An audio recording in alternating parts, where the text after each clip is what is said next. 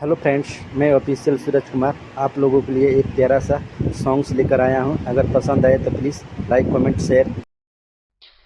कब कुर्वी में हमरा राहत रहली।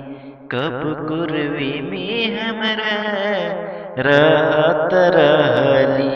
क्षण भर जुदाई न सहत रहली। कब कुर्वी में हमरा राहत रहली।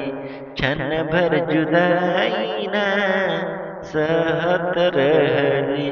मनवा न लागी पिया की अंगनवा। मनवा न लागी पिया की अंगनवा। जिंदगी भैले सुनसान हो जाए। चंदा लियाव खबरिया। जाए चंदा लियाव खबरिया। कैसन बारी मोर जान हो।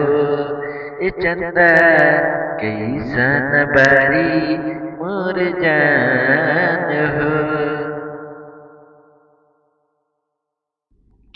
कब कुर्वी में हमरा रहत रहली।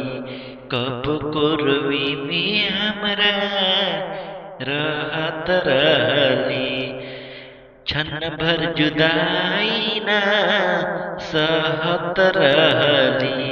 क्षण भर जुदाई ना सहत रहली।